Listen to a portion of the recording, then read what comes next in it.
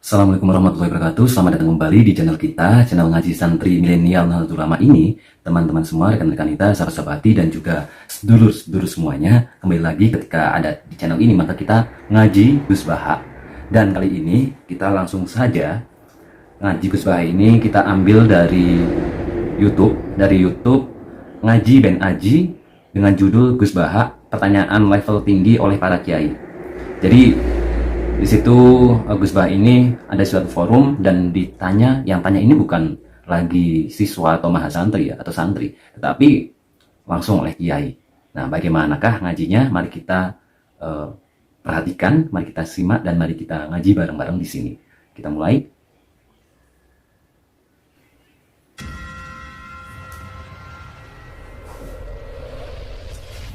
Ngaji Gus Baha ini dipublikasikan tanggal 6 Februari 2020 ya oleh Ngaji Ben Aji ini. Jadi silahkan teman-teman kalau mau ya subscribe Ngaji Ben Aji biar kena gitu ya, biar update-nya itu kena.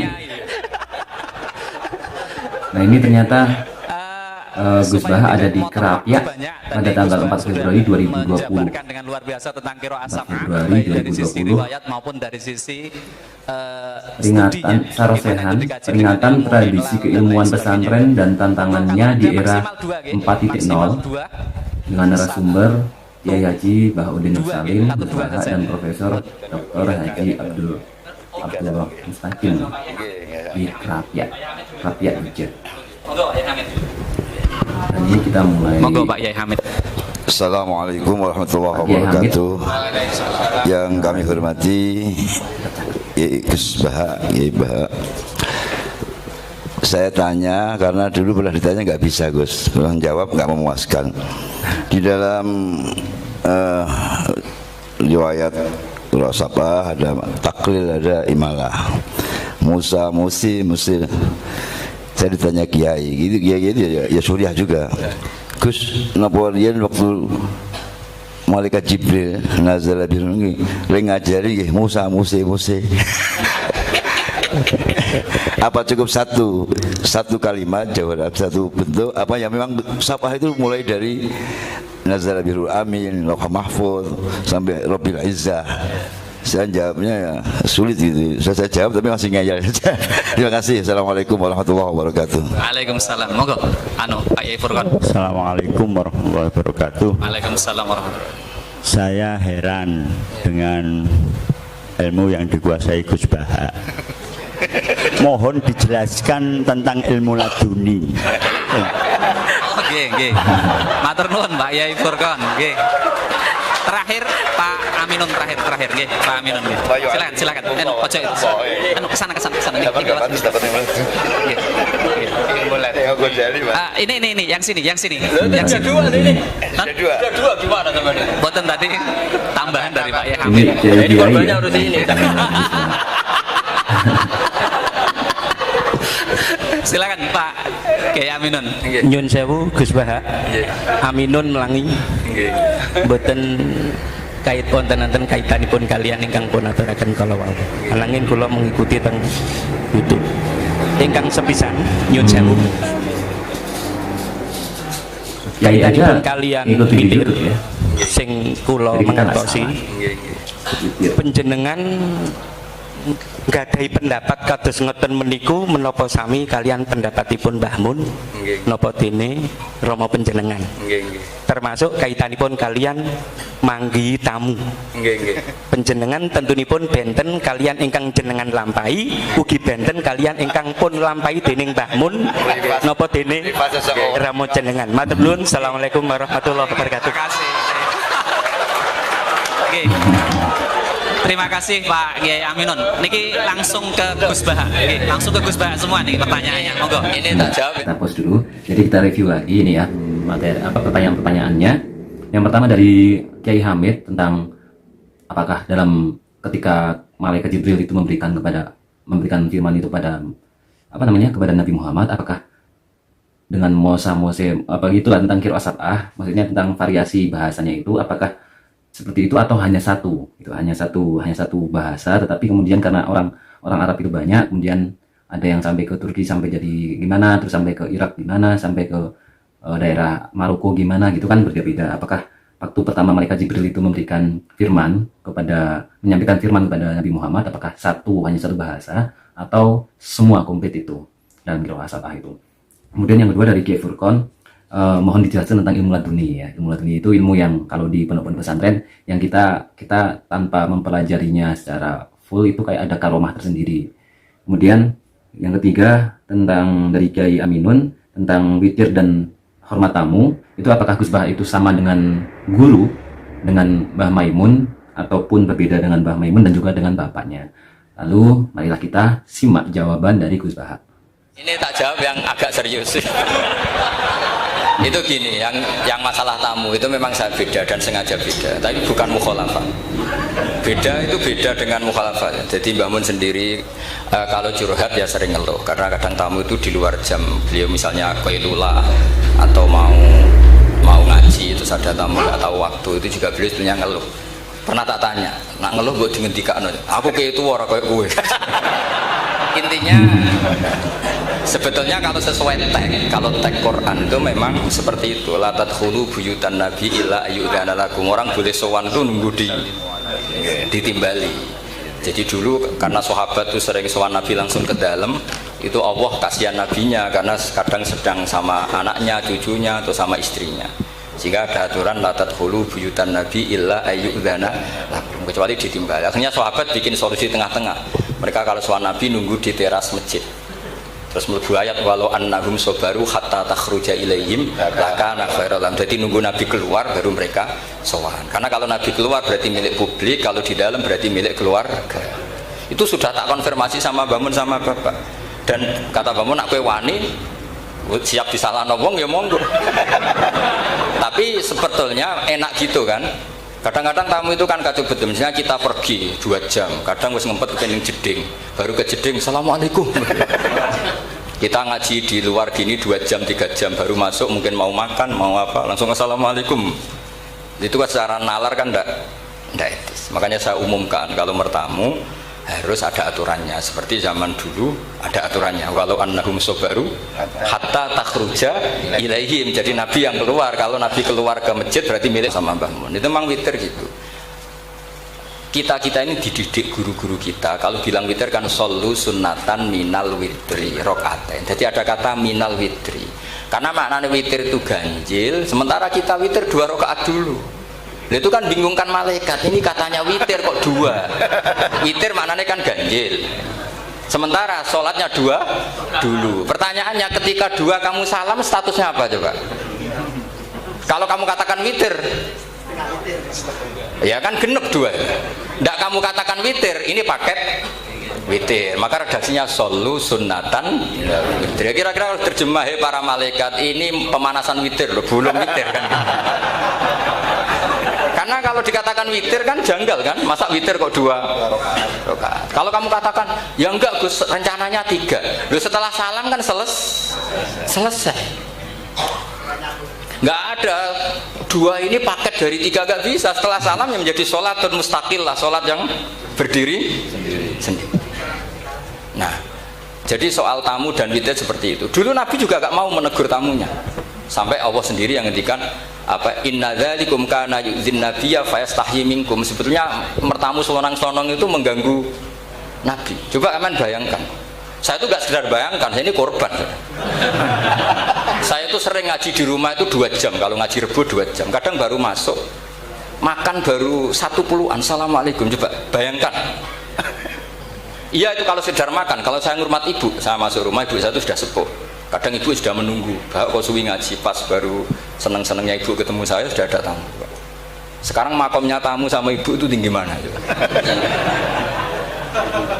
Jadi orang itu yo ngerti aturan.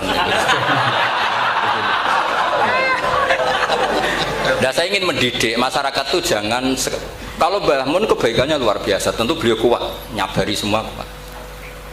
Dan kiai itu kadang sahabat pun zaman Nabi sering nggak niru, bukan berarti mukhalafah tadi. Ketika Nabi terlalu baik, sahabat nggak patiyo. Alasannya apa? Huwa Rasulullah yu'ayyiduhu bil mu'jizat. Masyhur. Abu Bakar tuh bikin Baitul Mal untuk ngelola kepegawaian. Nabi enggak. Ketika ditanya, zaman Nabi enggak ada Baitul Mal. Huwa Rasulullah, enggak usah ditertibkan, sudah tertib. Umar bikin gaji sama tentara. Ditanya, zaman Nabi tentara enggak digaji. Huwa Rasulullah, ora digaji wong wis do perang. Aku ora tak gaji, ora berangkat. Ya kira-kira gitu. Gua Mbah Mun terlalu baik. Aku anut kok Mbah Mun, wah ribet. Jadi pertanyaan ini agak kriminal sebetulnya. Jadi itu nggak perlu sama terima apa enggak, tapi nak rabok tomo yakin kualat itu. Karena jelas itu jelas. Tentu kita itu ingin lah sama-sama enak-enak. Kita sudah 3 jam ngaji. Saya ngaji Rebo itu kadang sampai 3 jam. Artinya anak saya kalau mau dolan ya nunggu, istri saya mau lapor ya nunggu. Baru masuk rumah mau lapor, assalamualaikum, coba teman bayangkan. Banyak kiai sepuh, saya sering dari kiai sepuh baru pulang karena tamu sudah nunggu lama, sekali masuk rumah langsung assalamualaikum, padahal kiainya mau ke kamar mandi, mau lapor-lapor istrinya tentang apa. Makanya dulu diatur walau annahum sobaru hatta takhruja ilaihim, harusnya tamu-tamu itu sabar sampai Nabi yang keluar. Kalau Nabi sekali keluar ke masjid berarti milik publik. Akhirnya ketemu Nabi di sofa, tidak di dalam tapi ketemu di sofa. Jadi saya menjelaskan ini bukan untuk membela diri, bukan. Sampai setuju tidak setuju saya akan tetap seperti itu. Berdasar legalitas yang saya punya. Tapi sampean harus mau mendengar ini supaya memahami ayat itu gampang. Walau annahum sabaru hatta takhruja ilaihim lakana khairan. Kalau sampean tanya, itu kan Nabi, Gus. Ya iya, kita mau niru sampai ya. Kalau nggak niru Nabi.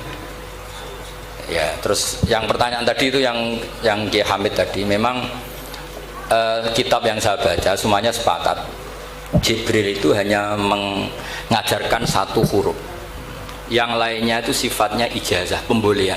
Makanya kalimatnya di hadis asli kan falam azal astazidu. Jadi ketika Jibril mengajarkan harfin wahid, terus Nabi ngendikan inna ummati la tutiku dzalik, umatku tidak mampu melakukan itu. Terus akhirnya ditambahin. Makanya kata Imam Zarkashi dalam kitab Burhan, Jibril hanya mengajarkan 1 kaifiyah, kemudian kaifiyah yang mu'tabaroh sifatnya diberi izin. Karena kita tidak bayangkan kan Nabi mengajarkan sampai 3 kali, 4 kali. Misalnya a'jamiyyu wa'arabi, diulang lagi a'jamiyyu wa'arabi, diulang lagi a'jamiyyu wa'arabi. Enggak kebayang. Tapi tentu syaratnya harus itu mustafidah filisanil Arab. Memang pilihan-pilihan itu mustafidah filisan. Contoh gampang itu imalah. Para habaib, para orang-orang kita hormati itu spontan ya bilangnya ente. Artinya imalah itu kayak lazim. Huna ya hina kan orang-orang Arab. Gula-guli. Ya, artinya memang lahjah mereka itu sudah seperti itu. Ta'al hina juga ada orang Arab bilang apa? Huna. Ya kan? Jadi artinya itu lahjah. Lahjah itu disahkan. Tapi tentu yang diajarkan Nabi tentu yang paling fidar watil fasohah, tentu yang dipilih itu yang benar-benar tingkat fasohnya paling tinggi. Jadi kalau ada ikhtilaf riwayaten awir riwayat itu sebetulnya kita milih 1 saja sesuai guru-guru kita karena riwayat sunnatun mutaba'ah, tapi kita tetap membolehkan karena Nabi membolehkan. Tapi tentu tidak boleh pakai akal, pakai tadi apa mustafidah filisanil Arab. Ya kayak tadi lah, memang orang Arab itu sebagian baca ya Yuhan Nabiu. Mau Nabi pas itu ya gak negur, mau aku iku Quraisy. Senyum-senyum tak ketika ada orang Bedui bilang ya Yuhan Nabiu, anak Quraisy, aku iku wong Quraisy. Tapi aku nak maca iku cung ya Yuhan Nabiu. Jadi sudah akhirnya sampai sekarang jadi angger Hamzah itu mesti kasusnya seperti itu, semua Hamzah. An-Nabiin. Kita baca apa? An-Nabi, Allahu yastahzi'u, ada yang baca yastahzi kan gitu. Jadi semua yu'minu, ada yang baca yu'minu dan seterusnya. Kalau pertanyaan jenengan nggak perlu dijawab, kan kata Gus Dar ilmu laduni itu rahasia. Sesuai dengan tradisi kemanusiaan itu kan ilmu laduni. Oh, yang jelas kalau ingin laduni ya cari sendiri gitu. Cari sendiri karena itu mau hibah. Saya sendiri ya tidak tahu salah dunia apa tidak tahu. Pokoknya penting ngaji terus pakai tradisi yang Bikol bin Salim, bapak saya yang sering wasiat ya pokoknya ngaji itu Bikol bin apa? Salim. Makanya saya tuh tidak pernah kepikiran suatu viral apa tidak kepikiran, orang seneng sanda gak kepikiran. Saya ini kan orang waras. Jadi kepikiran jadi doboh dan tidak ngapain sama makhluk. Mau kamu seneng saya tidak itu tidak kepikiran. Bodoh sekali kalau saya mikirin. Sehingga uang kepengen daftar wali itu ya mikirnya ridho dan tidak, ya sudah. Allah mewajibkan orang alim mulang ya mulang sudah. Allah mengharamkan orang alim diatur ya ngatur dosa itu aja sudah. Karena al ilmu yu'tala ya. Jadi ilmu itu harusnya didatangi bukan datang, tapi karena ini kasepuan jadi melebu istisna, melebu pengecualian ya. Saya kira demikian. Assalamualaikum warahmatullahi wabarakatuh. Assalamualaikum warahmatullahi wabarakatuh. Nah, seperti itu teman-teman, sahabat-sahabati dan juga rekan-rekan kita semuanya, sedulur-sedulur semua.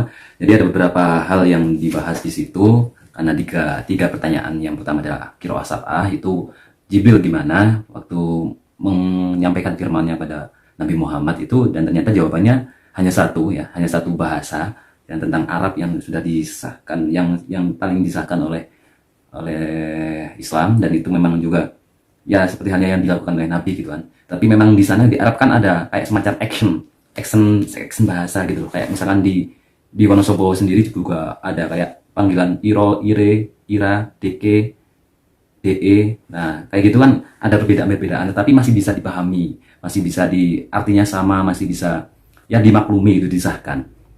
Tapi hanya satu, waktu Jibril itu, malaikat Jibril menyampaikan wahyu ya hanya satu bahasa gitu. Kemudian itu memang di pinggir jalan. Kemudian yang kedua mengenai mengenai perbedaan antara Mbah Mun, terutama di bidang tamu ya, penerima tamu, antara Mbah Mun sama Gus Baha. Ini ternyata memang berbeda ya, tetapi bukan mukhalafah. Berbeda tetapi bukan suatu hal yang bertentangan gitu. Karena memang mempunyai dasar masing-masing dan mempunyai pemikiran, prinsip masing-masing. Ketika Mbah Mun itu walaupun memang kadang ketika ditamui beliau itu, Mbah Mun itu hormat tamu, sangat hormat tamu ya. Memuliakan tamu, sangat memuliakan tamu. Bahkan ada suatu kisah ketika Mbah Mun ditamoni itu pasti kayak salaman gitu kan sama tamunya itu, ketika mau pamit ya salamannya akan lama, akan kayak seolah-olah itu ya di sini terus dulu lah, di sini dulu gitu. Kayak ketika mau pulang itu kayak nanti gitu. Jadi hormat tamunya Mbah Mun sangat hormat sekali, sangat menyayangi tamu, memuliakan tamu. Sedangkan Gus Baha di sini kita tahu bahwa Gus Baha ini nggak mau ditamoni, itu maksudnya nggak mau ditamuin secara kecuali hal-hal yang penting dan urgent, dan itu memang diizinkan oleh Gus Baha ya. Tapi sowannya ke Gus Baha ini menurut Gus Baha lebih baik sowan ngaji. Sowan ketika Gus Baha itu ngaji di umum gitu. Jadi nggak mengganggu aktivitas Gus Baha, nggak mengganggu waktu Gus Baha dengan keluarga, dengan ibunya. Nah itu juga termasuk salah satu hal yang memang harus disadari oleh kita sebagai santri milenial ya. Dan yang ketiga mengenai ilmu laduni ya. Pertanyaan kedua dari Kiai Furqon mengenai ilmu laduni ini, kita tahu bahwa laduni adalah ilmu yang tanpa diajarkan pun ternyata sudah menguasai suatu ilmu itu. Kayak dikasih ilham gitu. Nah terus ternyata jawabannya Gus Baha itu ilmu laduni ya ilmu yang rahasia. Kalau mau mengetahui tentang ilmu laduni ya cari sendiri. Bahkan Gus Baha pun juga tidak tahu apakah ilmu laduni itu beliau mendapatkan ilmu laduni atau enggak. Karena memang kita tahu tekad ataupun semangat dan juga upaya Gus Baha untuk belajar menguasai sebuah ilmu itu sangat dilakukan oleh Gus Baha. Jadi ya wajar kalau beliau alim, karena memang upaya yang dilakukan oleh Gus Baha itu ya melebihi dari orang lain lakukan gitu. Dan juga ini, kalau menurut saya ilmu laduni itu adalah kalau kita memahami suatu konteks pola berpikir, pola tatanan sistematika pikiran, sistematika pengetahuan, itu mungkin bisa dikatakan kita akan mendapatkan semacam ilmu laduni. Ya walaupun memang mungkin sangat berbeda dengan konsep laduni yang ada di pesantren gitu. Tanpa diajarkan pun kita sudah tahu gitu. Tapi kalau misalnya kita perbendaharaan ilmu yang ada di otak kita, yang ada di pikiran kita itu banyak, otomatis kesempatan, ruang-ruang ilham itu kan sesuatu yang menjadi kayak inspirasi ataupun menjadi kayak semacam ide ataupun jawaban yang mungkin belum ada sebelumnya, tetapi kayak semacam dikasih tahu oleh Allah gitu. Nah, ilmu ilham ini, ruang-ruang ilham ini akan ada dalam perbendaharaan kita. Jadi ketika ada suatu permasalahan, kadang kita, ataupun kita kadang pas waktu tafakur itu mikir-mikir apa, oh dapat ilham untuk ini. Kalau misalkan ada pertanyaan yang mungkin pada saat itu kita belum bisa menjawabnya, kemudian kita mikir, kita tafakur di situ, tapi karena perbendaharaan keilmuan yang ada dalam diri kita, itu sudah banyak, sudah tertata sistematis, secara sistematika pengetahuannya, maka ilham itu akan sering muncul gitu. Nah mungkin itulah kenapa orang-orang menganggap oh dia itu bisa karena, ataupun dia itu kayak pintar karena mendapatkan ilmu laduni. Tetapi sebenarnya ilmu laduni tanpa usaha itu ya bejar-bejanan lah ya. Bejar-bejanan hanya mungkin karena faktor genetika orang tua juga bisa kan. Jadi ada kayak semacam orang tuanya sudah tirakatnya bagus, belajarnya mumpuni, kemudian sampai menurun ke anaknya. Jadi anaknya itu tidak, apa ya istilahnya ya, anak itu tidak melakukan usaha yang berarti pun ternyata cerdas gitu. Tapi karena apa? Faktor orang tua. Nah sedangkan orang-orang pada umumnya yang kita anggap sebagai orang yang mempunyai ilmu laduni itu sebenarnya tetap melakukan usaha untuk mendapatkan ilmu secara tekadnya itu secara kuat. Tekadnya itu, upayanya itu pasti lebih gitu daripada orang yang hanya menerima apa adanya gitu. Karena kebodohan adalah ya, kebodohan itu bisa dianggap sebagai dosa terbesar mungkin ya. Karena eman-eman kita sudah hidup gitu kan. Kita sudah hidup dan juga kita sudah diberikan waktu oleh Tuhan, tapi oleh Allah. Tapi kenapa kita nggak menggunakannya untuk mencari ilmu, untuk mencerdaskan kita? Karena sesuatu ketika kita ingin mendapatkan dunia, itu juga harus menggunakan ilmu kan? Dan juga untuk mempunyai akhirat, atau untuk mendapatkan kebaikan akhirat, kita juga harus menggunakan ilmu. Ilmu sangat penting. Maka dari itu teman-teman, semoga kita istiqomah untuk belajar, ngaji Nahdlatul Ulama di Santri Milenial ini, di channel ini, di YouTube. Ya walaupun hanya di YouTube, kita masih bisanya hanya di YouTube, tapi nggak masalah, yang penting kita istiqomah untuk ngaji walau 1 menit ya. Mungkin itu saja. Terima kasih teman-teman atas waktunya, semoga bermanfaat, menjadi ilmu yang barokah. Assalamualaikum warahmatullahi wabarakatuh.